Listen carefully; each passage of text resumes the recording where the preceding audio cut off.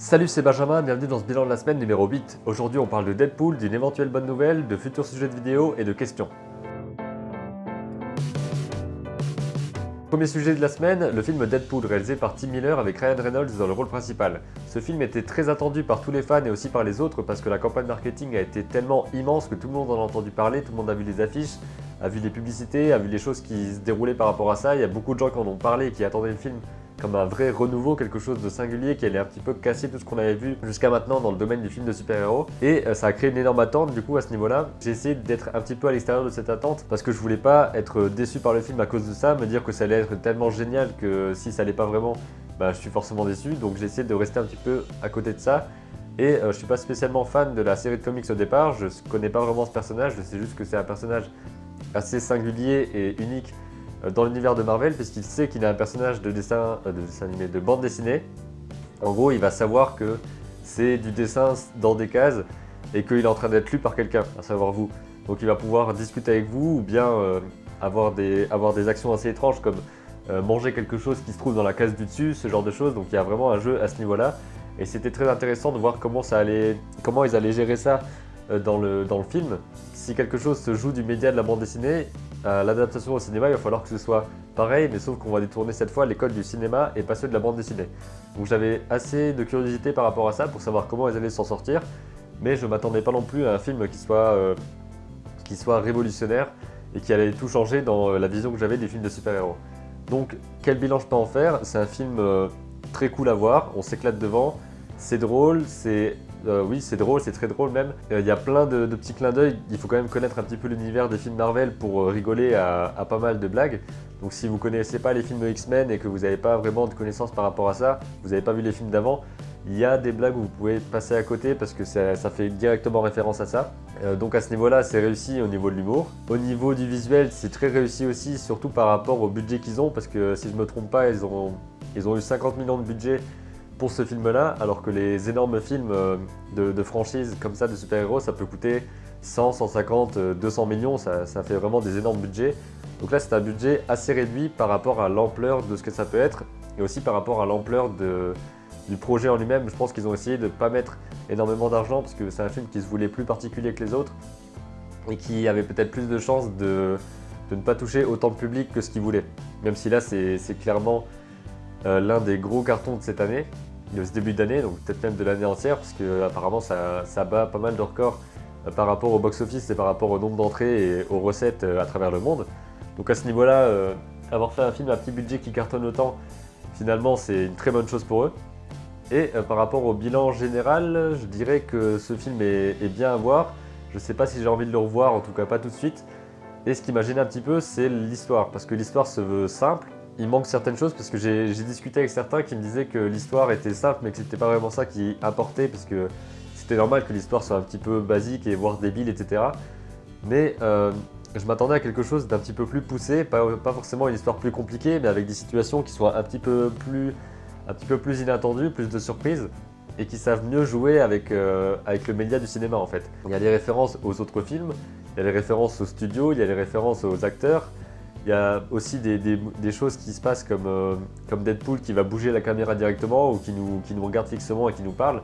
Donc à ce niveau-là ça marche, mais j'aurais entendu quelque chose un petit peu plus poussé à ce niveau. Donc c'est pas aussi singulier que ce que j'aurais imaginé, même si ça change pas mal des autres films de super-héros, parce aux États-Unis il était interdit au moins de 17 ans si je me trompe pas, alors qu'en France c'est moins de 12 ans. C'est surtout pour les grossièretés je pense, et il y a un petit peu de gore à l'intérieur, mais c'est pas non plus excessif. Il y avait je crois pour The Dark Knight qui était sorti en 2008, quelque chose comme ça, il y avait aussi 17 ans aux États-Unis et 12 ans en France. Dans Deadpool c'est gore, mais c'est aussi drôle, etc. Alors que dans The Dark Knight, c'était vraiment violent et ça se voulait réaliste et impactant et c'était assez prenant quand on était dedans. Donc je pense que c'est vraiment plus impressionnant.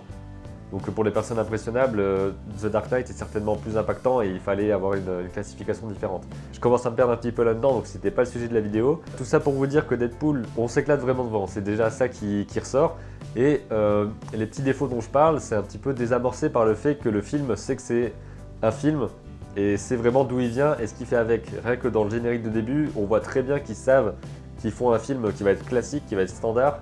Mais d'un autre côté, les petits défauts que je relève font finalement partie du film et le film sait qu'ils sont à l'intérieur. En gros, le film sait que c'est un film standard avec des clichés et le fait qu'il le sache, ça permet déjà d'aller un petit peu plus loin. Donc en gros, il va jouer avec ça, il va nous dire hey, vous avez vu, c'est comme dans tel film, ou hey, vous avez vu, il y a tel truc à la fin. Donc du coup, c'est un petit peu comme partout, et on sait que c'est comme partout, et on a fait exprès de le mettre là, parce que c'est pour un peu se moquer de ce qui se passe un petit peu partout. Donc c'est là que ça marche aussi un petit peu le côté drôle et décalé, et le fait que le film sache que c'est un film standard et basique, ça fait de lui un film un peu moins standard et basique. Même si j'aurais quand même voulu un petit peu plus. Voilà pour mon avis sur Deadpool. Si vous l'avez vu, n'hésitez pas à mettre votre avis dans les commentaires, ou à dire aussi si vous ne l'avez pas encore vu, qu'est-ce que vous avez comme attente, et pourquoi vous voulez aller le voir, ou ne pas aller le voir même. On passe maintenant au deuxième sujet de la semaine, l'éventuelle bonne nouvelle. Pourquoi éventuelle? Parce que tout dépend dans l'entretien que je vais passer dans quelques jours. En fait, en deuxième année dans mon école, on est obligé de faire un stage dans un milieu professionnel pour nous permettre d'avoir un petit peu une vision de ce que ça peut être des projets dans le domaine qu'on souhaite faire, et aussi d'avoir quelques contacts, de créer une sorte de petit début de réseau, parce que le réseau c'est hyper important dans ce domaine-là, et il va falloir connaître des gens pour pouvoir avoir du travail par la suite. Et donc là, j'ai décidé de demander un stage dans un studio de développement d'un logiciel d'animation. Je vous dis pas pour l'instant ce que c'est, je vous en parlerai peut-être un peu plus tard lorsque j'aurai plus d'infos par rapport à ça, et surtout si le stage se fait, parce que je pourrai apprendre certaines choses et peut-être avoir d'autres compétences à vous partager. Et aussi pour cet entretien, j'ai fait un book, donc une sorte de portfolio, donc une présentation de ce que j'ai fait auparavant. Et donc j'ai décidé de parler de mon film d'animation, donc celui dont vous avez vu la fabrication, donc Laps. Aussi de mes anciens travaux, donc par exemple des illustrations que j'avais faites, des illustrations un petit peu plus récentes, et aussi du travail en 3D que j'avais fait il y a quelques années maintenant, mais qui montre aussi que j'ai des connaissances basiques dans le milieu de l'image en 3D. Si je vous donne ici cette petite nouvelle assez rapidement, c'est surtout pour que vous me disiez en commentaire si vous avez des astuces par rapport à un entretien, si vous avez des conseils par rapport à quoi montrer, comment présenter, etc. Ça se passe dans 2 jours, donc du coup, vous pouvez les dire dès aujourd'hui ou laisser un petit commentaire, ou même si vous le laissez plus tard, ça me permettra de voir un petit peu comment vous appréhendez ce genre d'entretien, et si vous avez déjà eu des stages dans des studios, dans des agences, ou si vous avez des envies de ce genre, et si vous avez aussi des questions par rapport à ça, je pourrais vous y répondre une fois que le stage sera passé par exemple.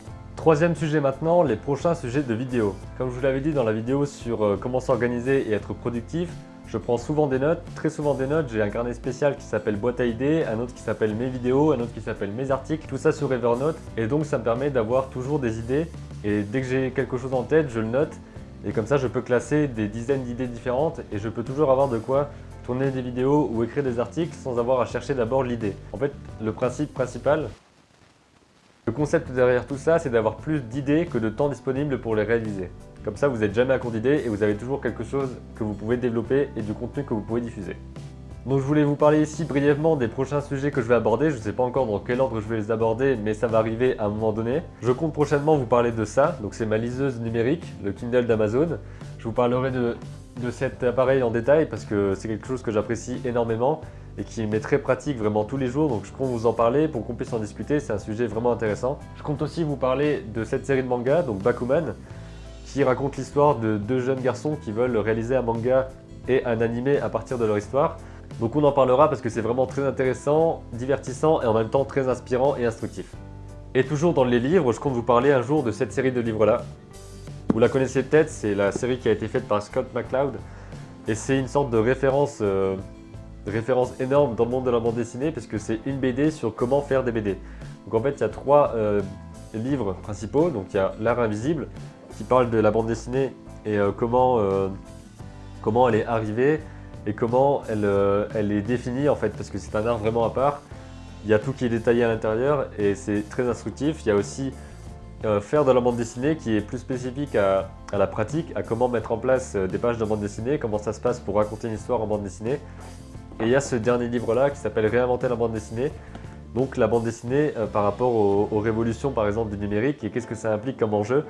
Donc c'est un auteur qui est très reconnu et cette série est pour moi une référence dans le domaine de la bande dessinée parce que c'est aussi un petit peu comme Bakuman, quelque chose qui va vous apprendre énormément de choses tout en étant divertissant.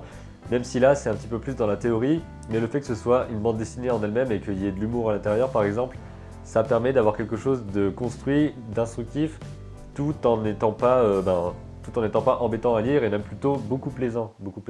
J'ai un peu galéré à dire tout ça, mais on en parlera bientôt dans des prochaines vidéos.